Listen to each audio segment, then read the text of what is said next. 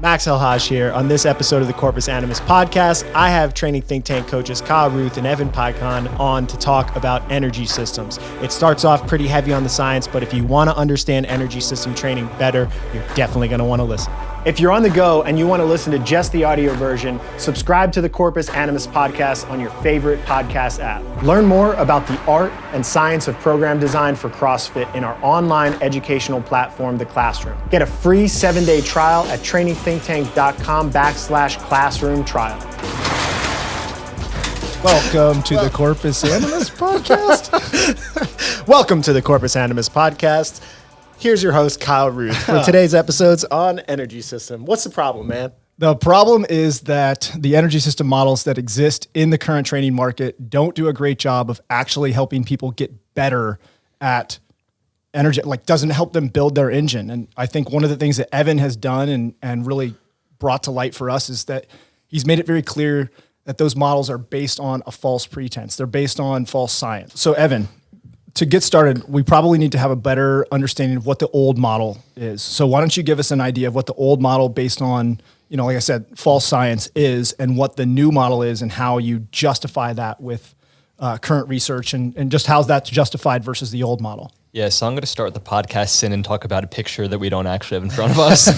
But if anyone Googles energy system chart, like I'm sure all of us have seen it's in every coaching textbook, exercise science course, and even training manuals. It's taught in the level 1 as well. Yeah, it's taught in a level 1 as well, which that opens up a whole nother We don't need to go any deeper there. So it's that chart where on the y-axis it shows the percent energy contribution, on the x-axis is time, and it says like 0 to 10 seconds is ATP stores or PCR, 10 seconds to 2 minutes, whatever, ... etc. And then past 2 minutes it's oxidative, and it has all the squiggly lines showing different percent different energy contribution from the oxidative system, glycolytic system, phosphagen system. In this model, essentially, if you're a 100-meter sprinter, you are entirely in the anaerobic zone. You're not using any oxygen, and all of your energy is coming primarily from ATP, correct? Yeah, so in this model, they would say primarily anything under 10 seconds, the primary energy source is going to be phosphocreatine or creatine phosphate, depending on what you want to call it.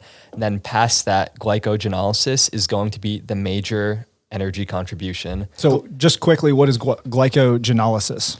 That is using glycogen as a fuel source. What is glycogen? Glycogen is a form of carbohydrate stored in the muscle. Thank you, Evan. So this model is what has been used for decades. And when you start looking into a lot of the contemporary biochemical evidence or the biochemistry literature, you start to see some things that really contradict that old model. So if you look at a paper, it's from a lab group, Chung et al.'s lab group, and it's a paper called Metabolic Fluctuation During a Muscle Contraction Cycle.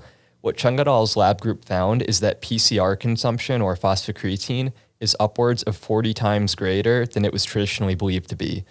And the way that it was traditionally measured was called a freeze clamp technique, where they would basically look at the drop in phosphocreatine minutes after a contraction cycle, and then they would divide that by the total number of twitches within that cycle, and they would use that to calculate phosphocreatine consumption. The issue is that technique had a very slow time resolution. What Chung et al.'s lab group did is they developed a technique called the PNMR gated technique, where they've gotten it down to a time resolution of 8 milliseconds. So wait, before They're taking they were the measurement. Yeah, go ahead. They were looking at it over a minute. Right? Yeah, a minute afterwards, and then now they're looking at it 8 milliseconds within afterwards. 8 milliseconds. So they're literally watching like phosphocreatine dynamics on the millisecond time scale. So they've basically uncovered like this cellular world of events that no one ever knew were happening. So before, when they had the longer time frame, so it was a minute afterward, after the muscular contraction, the best story that they had was that, PCR was the only source of fuel or something like that. Like that was the story they created, correct? Yeah, and what they didn't know, because they were looking at the total drop in PCR, so they were able to calculate that. What they didn't know is that phosphocreatine was actually being recovered continuously during that cycle. So the actual total PCR consumption was 40 times greater than they actually thought it was, because they were only looking at the net drop in PCR, not realizing that there was so much turnover occurring that looking at the net drop isn't relevant when PCR has been recovered and utilized so many different times. So we start at a certain level, there'd be a deterioration. You took the measurement at a minute and there was this net loss, but really it was 40 times lower because they weren't taking the measurement shortly enough after the actual decrease. So this is using arbitrary units to make a point. So say we start with 100 units of PCR. They would measure it and they would say, okay, we are down to 90 units of PCR. Well, in reality, between that time that they went from 100 and took the measurement at 90, it has gone down to 80, back up to 90, down to 80, back up to 90, down to 80, back up to 90. So it's 40 times more utilization than they were actually able to capture. Where that becomes relevant is it's this idea that anything we know in science is just a product of what we're able to measure. So everything that we know about bioenergetics right now, I think it would be really unwise to say that we perfectly understand bioenergetics, that anyone in the world understands it, because hypothetically, what if they develop a technique that has a time resolution of 0.2 milliseconds and they discover PCR consumption is 400 times greater than we previously believed? I mean, even recently, they realized mitochondria circulate in the blood. How much physiology does that mess up?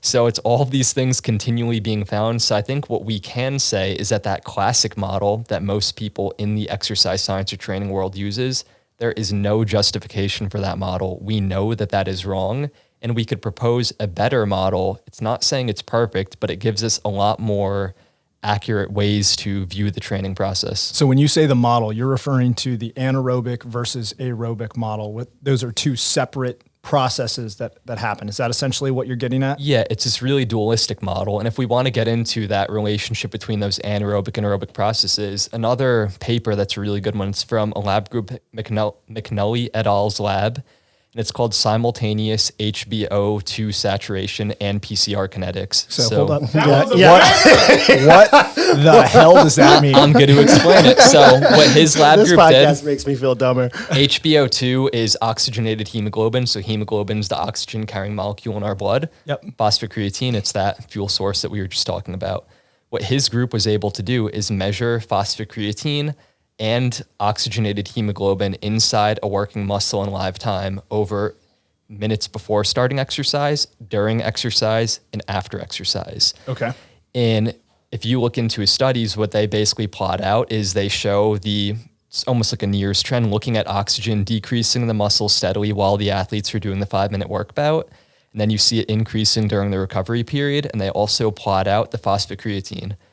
The slope of utilization of phosphocreatine is perfectly lined up with the slope of oxygen utilization, and phosphocreatine recovery is perfectly coupled to oxygen recovery. So essentially what you're telling me is that as an athlete engages in exercise, especially like say high intensity exercise that is going to drop oxygen saturation in the muscle, that at the same time we're seeing a decrease in phosphocreatine stores, essentially. So they're using both of them simultaneously. And you're recovering them simultaneously. And think of how much this messes up, because It breaks the aerobic versus anaerobic model. Yeah, that old model says oxygen should not be a primary fuel source until after 2 minutes or so.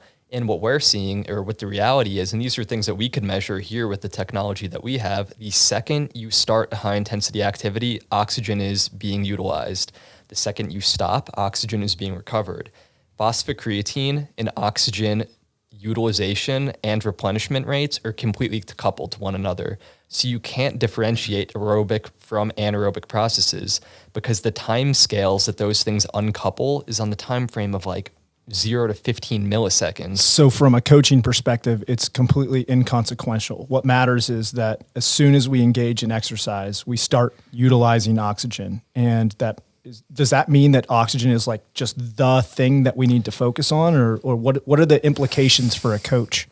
From a practical standpoint, I think it's that oxygen is the thing that we can most easily measure. Unless you have maybe $200,000 worth of equipment, you're not measuring phosphocreatine in live time. We don't.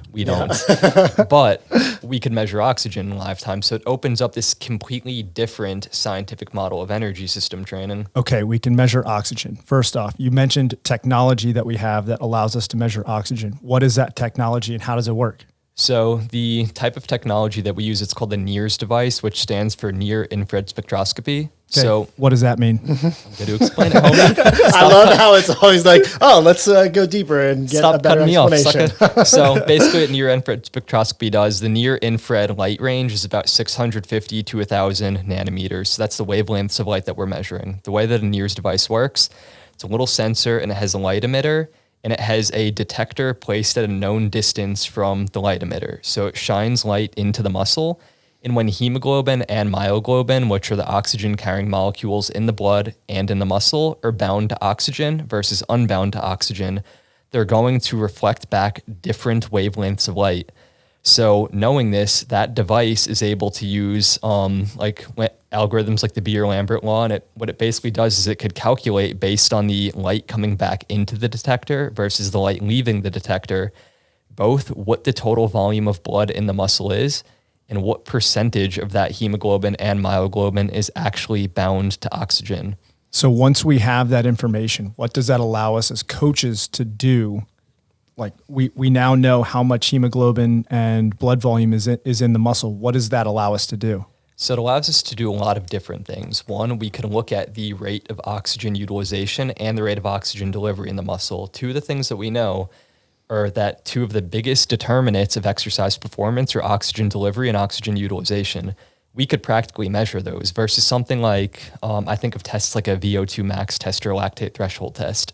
And they're kind of like the endurance equivalents of like dick measuring contests. They don't tell you anything useful. Like if an athlete tells me I have a VO2 of 62, I don't really care. It doesn't give me anything actionable. Cool. That probably means that you're relatively fit. That's what that means. You're fit. Great. Yeah. So what does that tell us? How do I use that to influence training? It's like motion in the ocean. I have no idea what you're talking about. The motion in the ocean, Chris, is lactate threshold. Don't worry about it. Okay. Motion in the ocean's lactate threshold. So yeah, we also don't want to measure. Evan's brain, I do not compute. We also don't want to measure motion in the ocean because that's also not going to be relevant for us. But if we could measure talking about dicks. rates of oxygen utilization and delivery, that's something really practical. We could figure out time to exhaustion for an athlete. We could also use blood flow and oxygen trends to determine what someone's rate limiting step in exercise is. So what do you mean by the rate limiting step here? Right. So when we're exercising, if we're going and doing a 2K row all out, there's thousands of different processes happening in our body simultaneously, right? But despite that, only a very small number of those will actually be limiting factors in exercise performance. So when I'm talking about a limiting factor, I'm talking about the one thing that gives out before everything else that prevents you from going faster. Are you going to use the Charlie and the Chocolate Factory analogy? I've used it enough. If someone wants to know that one, they could figure it out on themselves, go kick rocks. I'll just explain it really simply. So yeah. So essentially what you're saying is like the heart might give out. Or yeah, exactly. The lungs might give out or their legs might give out. Yeah, so if we're thinking of some of the big limiting factors, so we have our respiratory system. What does your respiratory system do? It gets oxygen into the body. It gets carbon dioxide out of the body. That process could occur at a much slower rate than other processes in your body. If that occurs, you will be delivering deoxygenated blood to your working muscle. Well, now we've established that you need oxygen to do any kind of activity. This idea of the anaerobic system doesn't exist. If oxygen decreases in the muscle, you're fucked, period. So we've... So wait. Hold on. Before we go any further, you said the anaerobic system doesn't exist. Do you actually mean that there is no such thing as an anaerobic process? Explain that a little further. There's oxygen-independent processes that do not require oxygen, but there is never a time when any cellular process occurs in the absence of oxygen. So this idea that you could be sprinting all out and you're using your anaerobic alactic system to power you, that's not a thing. There's no such thing as an anaerobic alactic energy process. Oxygen is always present in the muscle, and it's always part of the energy transduction process, whether direct or indirect. Lactate is always also going to be present. There's no such thing as alactic training. Right now, standing here, not doing any form of activity, we are circulating and utilizing lactate all around our body. I can feel it. My legs are definitely burning standing here. So if we make the assumption that the old model has kind of been disproven with current science, then where does that lead into with the current model? So, I mean, you kind of are starting to allude to it in terms of limitations, but I think it might so- just be good for an audience. Yeah, to so- get. We're on a 2K row example before I brought you off to the anaerobic stuff. So it could be that there's different limiting factors. Where were you at with that? Yeah, so another one could be your heart. So in an ideal scenario, your heart's going to take oxygenated blood, assuming your respiratory system's not a limitation. Oxygen's going to come in, it's going to diffuse into the blood of the alveoli. Your heart's going to get that oxygen from your heart to your working muscle. So for some individuals, that is their limiter. They cannot deliver blood to their working muscles at a fast enough rate. We can almost think of it like a physiological economy. We have oxygen supply and oxygen demand. And those athletes, their demand for oxygen in all of the working muscles is much greater than their heart could supply. We also have athletes who we would call like demand limited or utilization limited. They could get oxygen into their body, they could get CO2 out, they could deliver blood and O2 to the working muscle, but they're limited in their ability to utilize oxygen in that working muscle. That seems like that's going to be a relatively uncommon thing. Is that typically untrained athletes? What types of people would have each of these different limitations that you've laid out? Utilization limitations could be untrained athletes, athletes that are not trained in a specific modality. It could also be people with specific... So if you took like a swimmer and had them do a cycling, like a Concept 2 bike time trial. Yeah, or like if you took a cyclist who they probably have fantastic oxygen utilization in their lower body and you put them on a ski erg, they probably don't have a lot of mitochondrial density in their triceps or lats, so they'll probably present as utilization limited. Other reasons for utilization limitation could be a tissue pathology. So one of the things that I see, one of the other technologies I use, it's called infrared thermography. So it's a thermal camera, kind of like what people are using now for COVID for like temperature checks. It's actually funny. I actually use the same brand that Whole Foods uses with that giant camera that they have in the front of the store. To make sure that you're not, like you don't have a temperature. Yeah, for their like employee temperature checks. I'm like, oh, that's a FLIR camera. I use the same one. But basically what the device does is it allows you to look at thermal asymmetries in different regions of the body. So for example, I might put someone through a MOXIE assessment. I might see, oh, they have poor oxygen. What's a MOXIE assessment? MOXIE is just the brand of near infrared spectroscopy device that I use. So if I put an athlete through any form of assessment, I might find they're limited by oxygen utilization in their muscle. So you might think, oh, maybe it's they don't have enough mitochondrial density in their muscle. But what I might notice if I do a thermal map of their legs versus each other, you might see a big hypothermic region in the muscle. So it will look like a big cold spot on a thermal camera. And one of the reasons for that could be like a tissue pathology, like a neuropathy. It might also be, you've had ACL surgery? Or No, I had meniscus surgery. meniscus surgery. So did you ever, maybe in like the month or two after your meniscus, like touch the muscles around it and they feel kind of cold? Well, I mean, I had some long-term issues with vastus lateralis after the surgery for sure. Okay, so you probably would have been a good candidate for this. So I have an athlete as well. He's 8 months post left ACL graft. He is completely back to normal, no pain, no swelling, soreness. He's equally strong on both legs, but we've seen that he has trouble utilizing oxygen in his left vastus lateralis compared to his right. So when we've looked at thermal imaging there, we see a big cold spot. So what that indicates to me is that there's a decreased muscle recruitment in all of those muscles surrounding that previously injured joint. So his brain is sub-recruiting those muscles, and as a result of that, he can't utilize oxygen. What type of strategies do you use to bring back muscle recruitment and just so you identify this problem, post injury? What do you do to deal with that? So that's one of those things that it's really going to depend on why someone has decreased recruitment. Generally, it's going to be some form of improving intramuscular coordination. There are other techniques, like a lot of things that Max talks about in the movement course, like graded exposure-based therapies, improving muscular coordination. Depending on why someone is having that issue, it's really going to dictate the approach. So it'd be hard to just throw out 2 or 3 things and say, this is what you do. Yeah. Because these are like highly individualized strategies when we're starting to get into like neuropathies and muscle pathologies. It's kind of also getting away from energy systems a Yeah. tiny bit. I do also remember, so when Noah was up here, we did a bunch of testing and we did a bunch of MOXIE analysis, and we put him on the assault bike through the 515, and I think it was total hemoglobin. His THB was like way higher in one leg versus the other, and he was nursing a knee injury at the time. Is that in like almost in relation to the thermography stuff that you're talking about, where he could just be like overprotective of one side as well? Yeah, so one of the things that we do, it's using NIRS and infrared thermography as like complementary training tools, and we use that for load management strategies. So you could basically do is most people, they have normative values for oxygen saturation at baseline, blood flow values, oxygen utilization. So I know for myself, if I pop a NIRS device on my quad right now, it's going to be about 12.67 to 12.78 nanograms per deciliter of blood flow. If I go and do something crazy in the gym today, like I go do 20 sets of squats with like long eccentrics and I accumulate a lot of muscle damage, when I come into the gym tomorrow, and if I take those measurements, I'm going to have decreased blood flow to that muscle, decreased oxygen saturation at baseline, and I'm going to be incapable of utilizing oxygen in that muscle, because when you're accumulating muscle damage, you are literally tearing cell membranes apart. If my brain allows me to recruit that muscle fully, I'm just going to tear that thing up and I'm going to create serious damage. So my brain is going to sub-recruit activation to that muscle, and that's why we'll see that. In Noah, in that case, what we saw, I don't remember which of his legs was the injured one. Yeah, I don't remember either. Let's say it was his right leg. I have no idea. I'm making that up.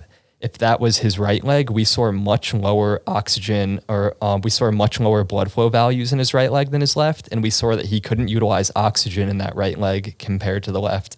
And that would be because his brain's sub-recruiting those muscles, and that tissue is what we'd call like low readiness. It's not ready to perform metabolic work. So the old model was alactic, lactic, aerobic, essentially like 3 little buckets of training, which to me was almost like sprinting, middle distance, long distance. Is there a way that you could articulate kind of where we are with a new model in kind of the simple way? Would it just be those limitations, like the respiratory limitation, the cardiac limitation, utilization limitation? Would that be the model? Yeah, I think we can do that. Should I explain why? I think it would make more sense to explain what the new model of energy systems are, so then we could use that as a springboard for talking about a new model, because it's kind of difficult to... Let's dig in. Okay, so when we first start contracting a muscle, ATP or phosphocreatine is going to replenish ATP. I'm like going through the words. I'm like, these damn mics. How do I make this sound as simple as possible? So we need something. ATP is like that energetic currency of the cell. It has a lot of other functions, but let's keep it really simple. Phosphocreatine is going to recover ATP. So within 0 to 15 milliseconds of muscle contraction, ATP is broken down. Phosphocreatine is then going to replace ATP. But then we need to think, well, if PCR is replenishing ATP, what's replacing PCR? Well, originally people would think it's glucose or glycolytic intermediates in the muscle.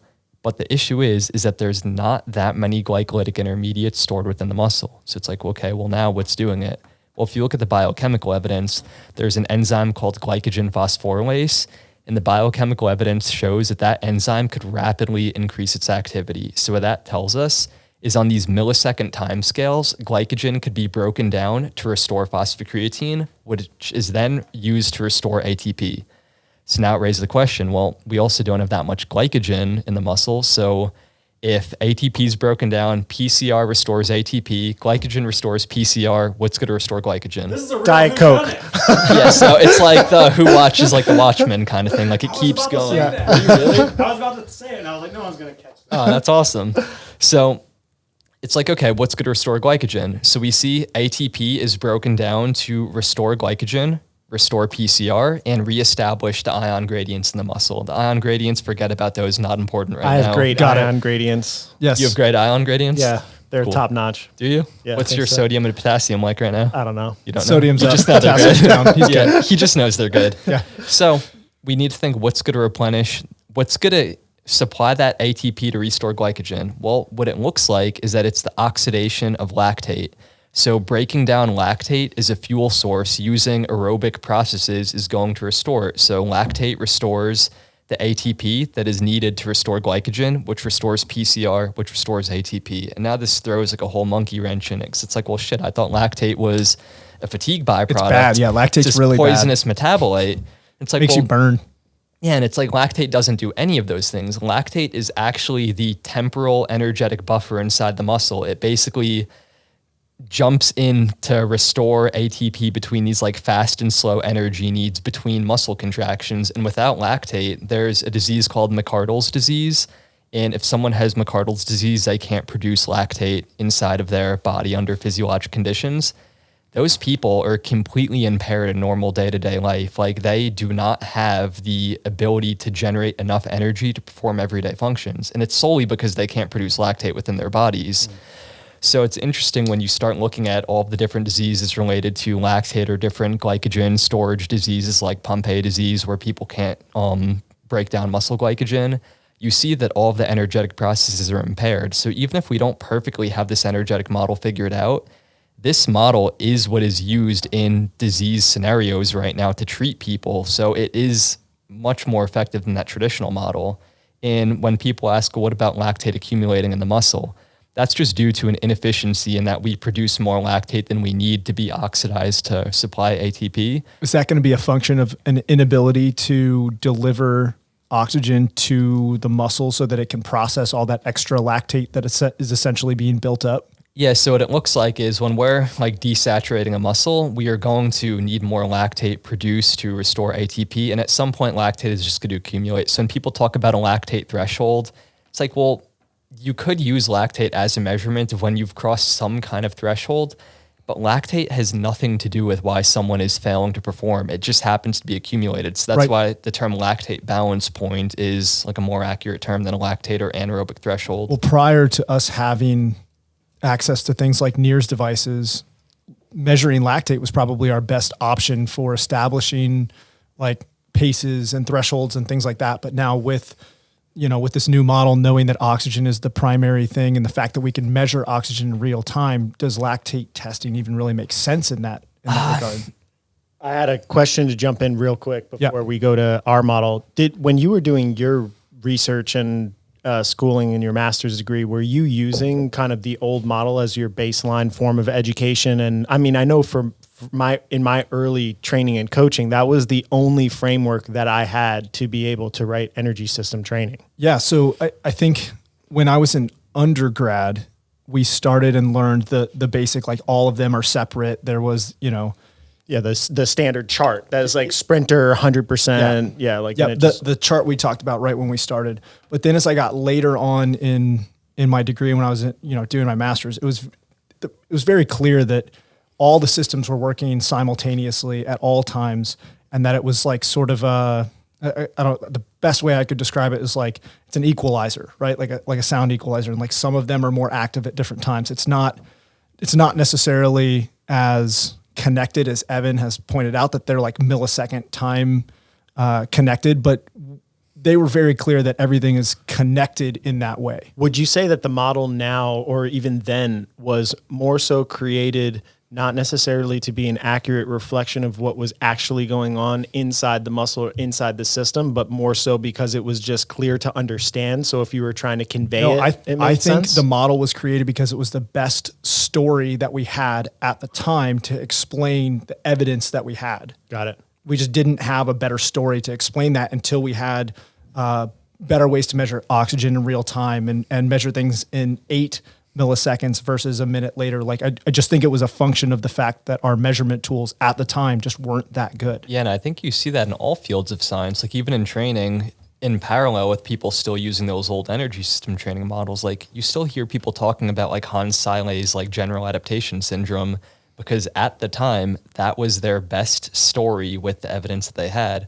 It's like now we know it's not a realistic concept. Like supercompensation doesn't exist, but people still use it in the training world. So I think in all of these different areas, like I'm not saying anything today that no one in the biochemistry or like physiology world knows. Like I'm not making these things up. Like Chung et al., Shulman and Rothman, like these are Shulman and Rothman who proposed this model. They are researchers at Yale. They're one of the best funded labs in the world. When was the model proposed? Just to give a good sense of how old this actually is. 1999 was when they first proposed that. George Brooks proposed this evidence on lactate in about 1986, and it has just been well accepted about 3 or 4 years ago. So that shows you how slow science is to adopt new paradigms, essentially.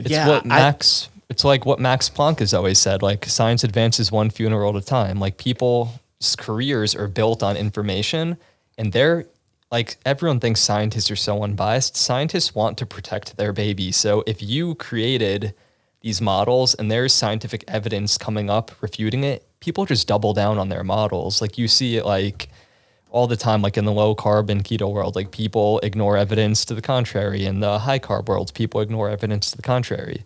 So it's not until the people that propose these original models have started to die off, which is happening now, that a lot of these models are more understood and make it into textbooks. I think the concept, so like I've heard the phrase knowledge is power all the time, like just growing up in every field in sport performance. And I think people are very reluctant to be able to accept that the thing that they consider knowledge that they've acquired, they've read books, they've read textbooks, they've met with other people that they consider experts. This model to them is knowledge. It's their form of power. It's their form of communication over their athletes and over the people that trust them.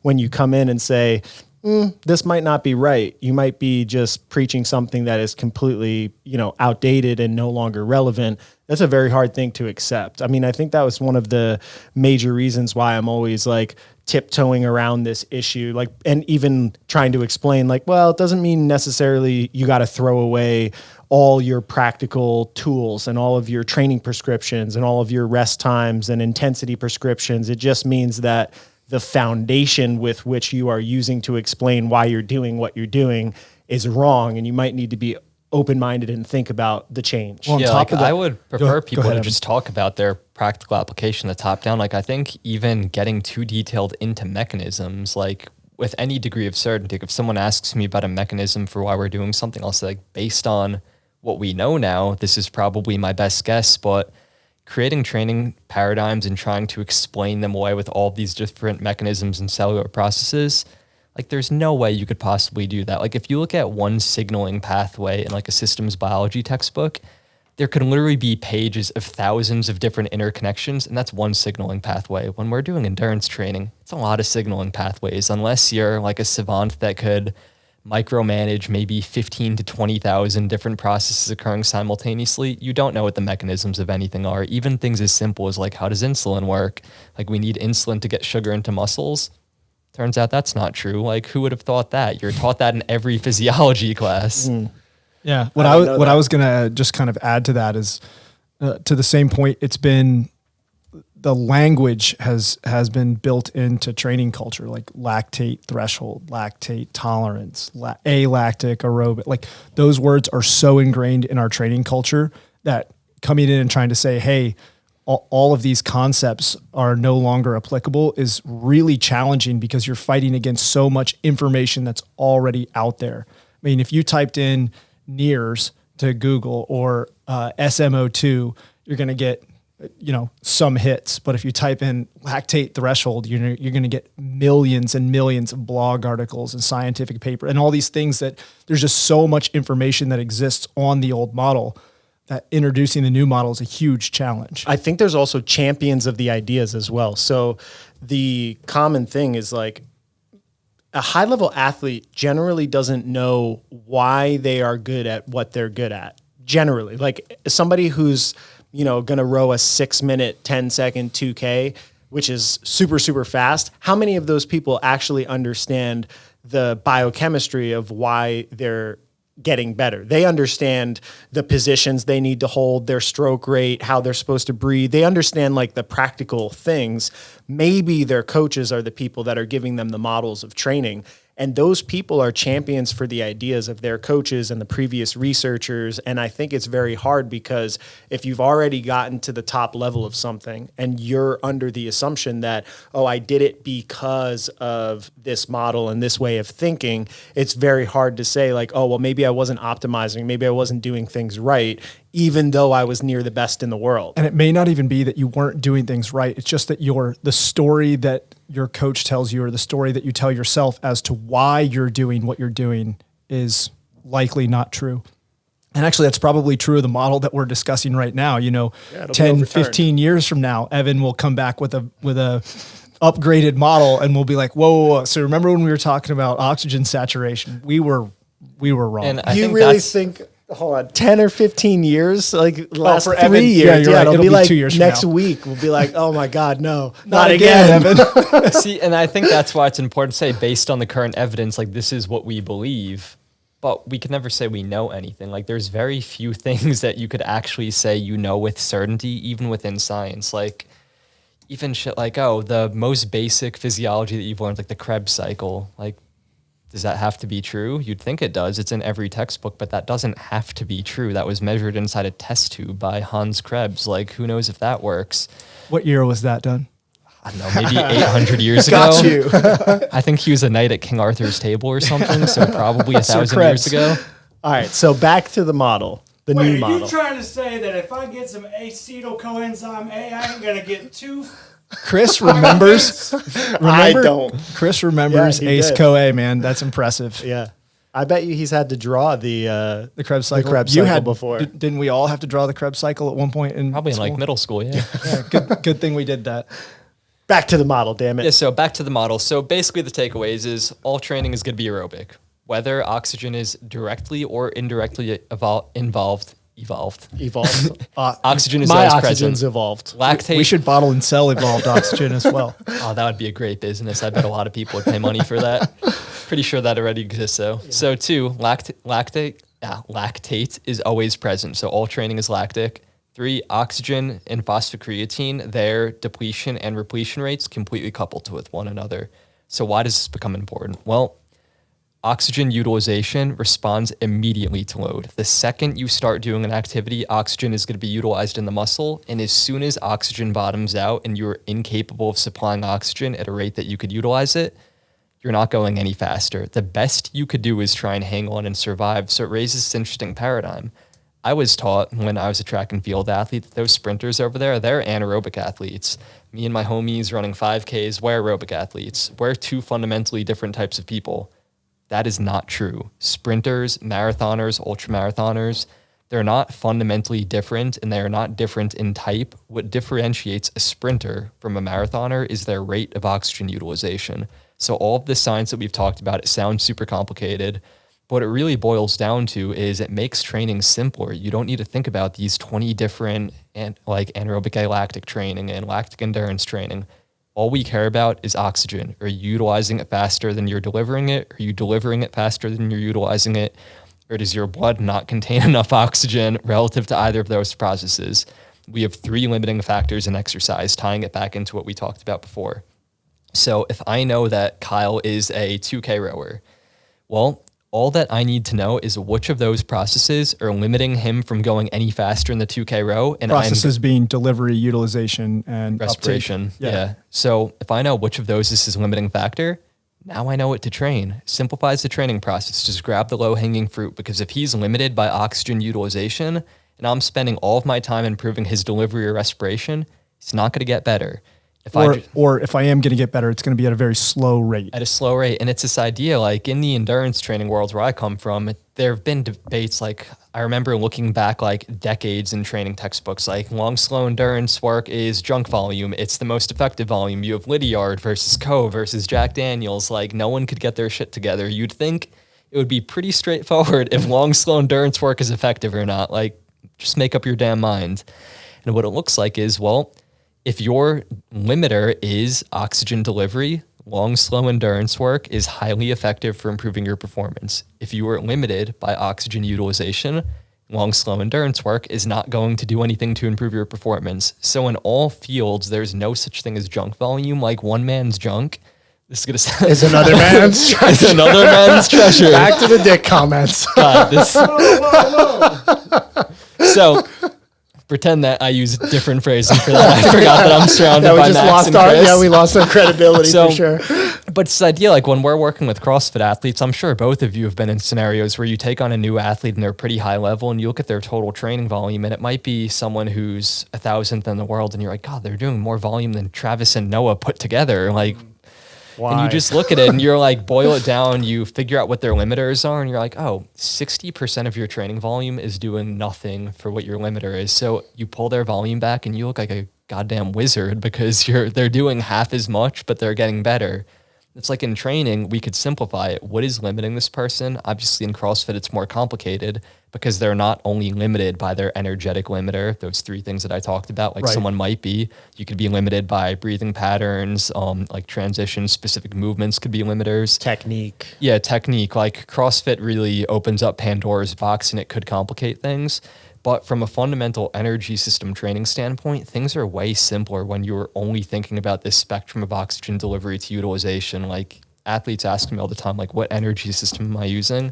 It's like all of them. Yeah. Go away. Like, The energy system. If you are not doing an energy system training session, something that is specifically targeted to improve your delivery, specifically targeted to improve your utilization, or specifically targeted to improve your oxygen uptake, then you're essentially training everything at once. As soon as you do a Metcon, you no longer have the ability to say, oh, this is delivery training or this is utilization training. yeah, like all of those systems are going to be stressed, and in all likelihood, one of them is going to be pushed to a point of failure before the others, unless you're like the perfectly balanced human, which I haven't seen yet. And in that case, It's not you, Max. Sorry. yeah, it's not going to be Max. Well, maybe it will Maybe, be. yeah. Yeah, he's been getting pretty Thank you. damn fit. Yeah. He's getting very fit. Yeah, that's why I Doing don't some challenge him workouts. to endurance training things anymore. You've been getting jacked, man. Yeah. You're going to have a bicep competition soon. But- That'd be pretty fun. 10 So- RM preacher Carl. So essentially what you're saying is that, is it the modality that determines what system is going to be bottlenecked? Is it the power output? What are the factors that determine which system is going to be bottlenecked? So I think of limiters in 3 different ways, and these are all going to be related to each other. You have event-specific limitations. So for example, if we were to do an 100-meter sprint, that event highly biases your rate of oxygen utilization. So even if I'm a oxygen delivery limited athlete, if I go and run a 100-meter sprint, I'm going to be limited by utilization. That's just what that event selects for. Similarly, you could be a utilization limited athlete. If you go and run an ultra marathon, the oxygen utilization demands of that event are so low that you will probably be limited by something else. So that'd be an event-specific limitation. Now we have a energetic limitation, which is out of all of those different energy transduction processes, which is slowest in you? Is it your ability to get O2 in and CO2 out, deliver blood and O2 to the working muscle, or utilize oxygen?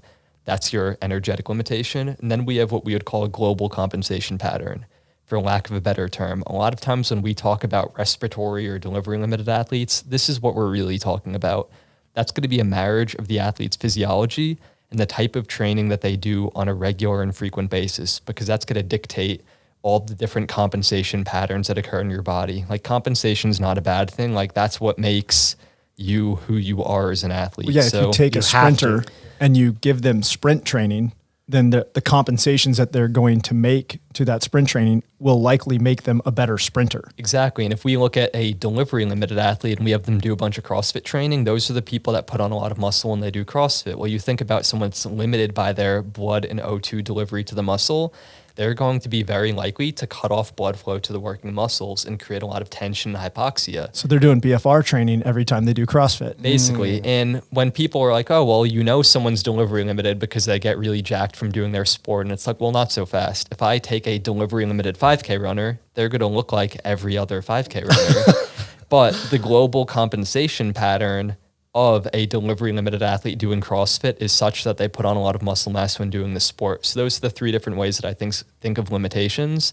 And then understanding that, we could figure out more effective ways to train that athlete. So for that delivery limited CrossFitter, we know that their issue, if all of the muscles in their body were to vasodilate, their cardiac output cannot maintain their arterial blood pressure. If your arterial blood pressure drops too low, you are going to pass out and go into cardiac arrest very quickly. It'll be the best pump of your life, but it will be the last pump. It'll be the The best last pump of your life. the only full body pump you've ever experienced Yeah. right before you die. So, as a defense mechanism for those delivery limited athletes, their cardiac output is insufficient to maintain arterial blood pressure in all of the working muscles. So, as a compensation pattern, they're going to restrict blood flow to the extremity muscles to make it easier for the heart to maintain that pressure gradient. As a result of that, those athletes are going to cut off blood flow to the working muscles. So, if, like a lot of CrossFit athletes will hop off chest to bars and they're like, fuck, my biceps are like pumped and they're looking super swole, they might be delivery limited. I'm not throwing out and saying they are. We Right. obviously need way more comprehensive testing, but that is like a common thing that those athletes experience. We have a question in the audience. Question from Chris. the Can Can you audience. repeat my question? Yes. All that being said, what is the most common All that being said, what is the most common thing you find in CrossFit athletes? thing you find in CrossFit athletes? limiter. We need to probably identify. Are we talking the about level of- elite CrossFit Yeah. athletes, Yeah, or so are I we was talking gonna about say- just general people that want to get better? Both. Okay. The best CrossFit athletes in the world from the ones that I've tested and have seen testing data on, so that would be 5 men that have been in the top 10 in the world, 1 female that has been in top 10 in the world, and then tons of regional, sanctional, and other games level athletes. The best athletes are generally limited by their respiratory system.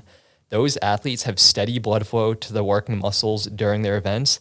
And for all intents and purposes, it looks like they're doing cyclical work. Like one of my favorite things, I don't know if you even remember this, I talk about it all the time. We were watching Travis do a Metcon like 5 years ago at a games athlete camp that we had on site.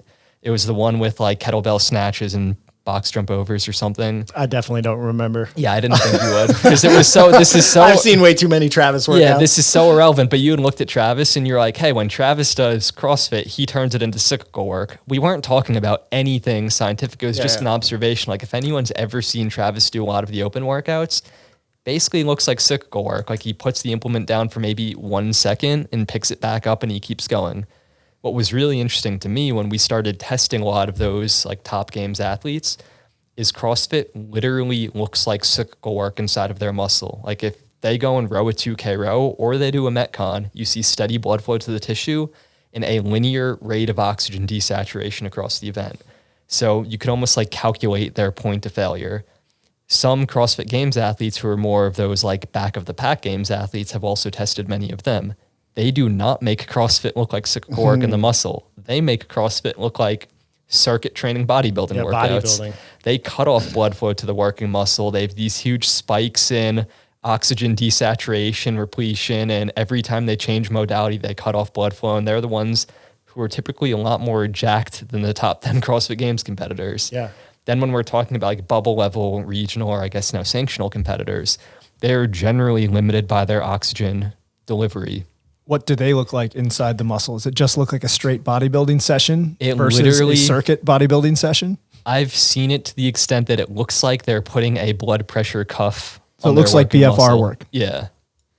Kyle loves BFR. We need to have a BFR episode. We should do a BFR episode. I think that'd be awesome. Yeah, Do you remember when Kyle almost killed me with BFR about 8 months ago?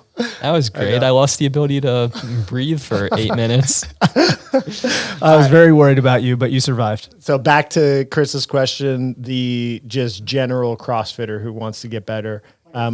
Yeah, like a class member. Have we done a lot of testing on that? I would also say, I'm just going to jump in and answer part of this question, is that what I've found is the limitation for a lot of those people is probably not energy systems. It's that they just don't have all the skills that are required, or they're not strong enough to actually compete in the a sport. better way to say that is they have an energy system limitation, but that's not the lowest hanging fruit. Yeah. The easiest way for them to get better is to become way more efficient at all the movements involved in the sport. And this gets into where we were talking about that global compensation pattern. Those people don't have a high enough training age typically to have even developed a series of compensation patterns. It's almost not even worth testing them. It would be like if someone came to you, male athlete, weighs 200 pounds and says, hey, Kyle, I want you to get my 1 rep max back squat up. And you test him and he has an 135 pound back squat. And he's like, do you think my quads are the limiter, or my hamstrings, or my calves, or my lower back? And you're going to be like, everything. All of them. Like, it just, All of them. The answer it is also, yes. It just doesn't matter because any training that he's going to do, all of those things are so undertrained that you don't need targeted training. It's actually, I've heard it described as like, in that scenario, if I were to put them through like comprehensive testing, it's like you've robbed them twice. You rob them one of their money because you're basically doing testing that's not actionable, and you've robbed them of their chance to get linear gains from just doing generalized training before they get hyper specific. So if a group class person, and they're great athletes in group classes, if someone who is a very low training age wanted to get physiological testing, I would probably push them away from it and tell them to train for a 2 or 3 year period and kind of like get rid of those beginner gains, get to a point of depreciating returns, and then it will be worthwhile to test them because the limiter shifts constantly until you've developed more of like a robust physiological system. Yeah, I think that's excuse me, the path of a normal CrossFitter. I know that's not really a fair term, but a lot of people, they'll go into class and they'll get these crazy gains in all systems. They'll get stronger, more skilled, more mobile, better at short stuff, better at long stuff. And I call it like the honeymoon period, because they're kind of just doing everything, throwing everything in the system, taking better care of their body, sleeping a little bit better, like to just kind of being a little bit more mindful of their human performance system, their body. But after a 2 or 3 year period, they probably start to develop those compensation patterns, something that's more actionable. And then the varied, chaotic distribution of all forms of training at all times no longer gets them better. And it starts to potentially regress them or overtrain them or double down on the compensation. And that's really the period of time that I think it's optimal to start identifying, well, what is it I need to work on? What is it that is my biggest limitation? I think for the beginners, though, to answer the question, it's very rarely just that you have like an energy system limitation. Yeah, I think there's so many more things. Like recently I've been thinking about types of assessments that we could give athletes. And I remembered this when I'd first started doing CrossFit, and I was trying to take like a very scientific approach to it. And I remember at the time, I was like, I want to improve my aerobic capacity. So I'm going to do a test. And it was like a 7-minute AMRAP of thrusters and double unders. I'm like, I don't know how to do double unders. I probably whipped myself 80 times in that workout. And then like 2 months later, I retested that workout and I like doubled my rounds. You were so much fitter. And exactly, I was like, my aerobic capacity has gone through the roof. Like, Rich Froning, I'm going to take you down in 8 months from now because you haven't seen my rate of progress. You should clip that out for then a few days later, I tested my 2K and I got better by like 1.5 seconds. And I'm like, what does this mean? Like, my mixed capacity's gone through the roof and my cyclical capacity hasn't. It's like, well, no, I just wasn't limited by any of those energetic limiters on a mixed test, because I'm not at the point where I could even like have high enough skill, maximize my transitions. And that's why when we look at physiological testing, like I could have a CrossFit athlete and not get them better at anything over a 6-month period from an energetic standpoint, but you could make them better at the sport because they can improve their breathing in different positions. Presumably, if you could take an 8-liter breath as a maximal breath and I put you in the bottom of a squat and you take a 2.5-liter breath, that's easy progress on the table. So you can improve their breathing volume in different positions. You can improve their movement like you spent 30 hours talking about in the classroom, literally. And you could improve their transitions. You can improve their tactical skills. I've probably raced an 800-meter run maybe 70 to 80 times. And I could tell you that it probably took me about 50 to 55 times to nail down my strategy on that event. That's something that I literally tested sometimes twice a week for pretty long stretches of time. I cannot think of a single CrossFit athlete that's probably tested a CrossFit Metcon that many times to where they've dialed in their pacing. So you could always do better in pacing CrossFit. Well, that's part of the reason that we likely see people improve each time they repeat a workout, even if they're, so let me back up. I think there's a number of athletes that are involved in the sport of CrossFit who think that they need to improve their engine. They want to get better at like high turnover, mid-range time domain workouts. And so they automatically assume that they need to do energy system training. And it's not always the case. It's exactly what you were just touching on, that just improving breathing mechanics, improving the volume of oxygen they can ventilate, improving their squat mechanics, just generally improving the way that they move could be as effective as adding 10 calories to their 10-minute assault bike time trial, because their lowest hanging fruit is not the energy systems.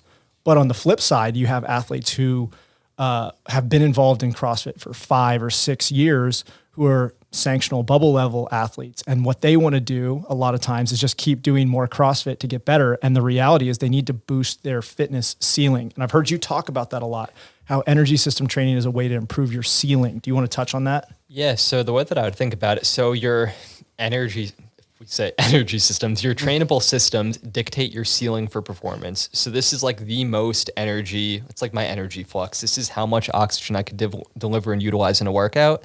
This is dictated by my respiratory system, my cardiac system, all of those things we talked about. My mixed capacity is constrained by the ceiling. So if I nail down my breathing mechanics on all my different movements, my transitions and everything, I could only get that good. Most CrossFit athletes have not closed that gap, but a lot of times you do see athletes in the sport, those like bubble level games level athletes, where they really have gotten their technique down on movements. They're extremely efficient. They have good tactical skills. And sometimes you see them pushing up against that ceiling. So for them, doing more CrossFit is never going to make them better at CrossFit because they've already pushed up to their potential. That's that idea behind our limiter bridge performance model that we've talked about in the classroom. Limitation-based training is meant to improve your ceiling for performance. That doesn't mean it will automatically make you better at the sport. Because once you improve your ceiling for performance, then you need to actually improve all of those other sport-specific skills to close that gap. So it's this constant process of figuring out what is someone's limitations physiologically or energetically, what are their sport-specific limitations, which one of those is more of a priority right now. For someone like Travis or Noah, maybe, they probably don't need to address their energetic limiter because it is so well developed. Like, Yeah, just touch on it occasionally, Yeah. make sure that it stays fresh. And outside of that, they don't need to do a ton of specific energy system training. and you see their training, it's like, yeah, they do a lot of things that look like the sport. Where if I take on an athlete who's a bubble level games athlete and they might say, why am I not training like how I've seen Travis or Noah train? Like, I've been on site, I've seen the way they train. It's like, well, for you, you are limited by your energetic limiter. So if you want to get better at the sport, you need to take a very different path to get there. You might have the same goal as them, but your road is going to be different. So as a way to segue into a conclusion, do you cover that in your classroom series where people can identify how to go through the trainable systems, how to understand them, how to use the model, how to train energy systems more effectively? Yeah, so we have a few different things in the classroom. My most recent series on energy system training does cover that. And we also have like a 3.5-hour course. It's called the NIRS for CrossFit course. You don't need to understand NIRS or invest in any of that technology. It has a lot of these really practical training tools that you could use within that course as well. That one's pretty dense on the science. What would you say in the energy systems one, the scientific stuff that we covered in this discussion? Is it paralleled to it? Is it more complicated, more practical, a little bit of both? Yeah, it's closer to what we talked about today. And then there's also the concurrent training series, which is a lot lighter on the science and heavier on the practical application. Cool. So if you want more information on energy systems or listening to Evan talk more, you can check it out in the classroom. And then that's all I got. Kyle, can you wrap us up? I think that was the wrap up, Max. Could you wrap up our wrap up?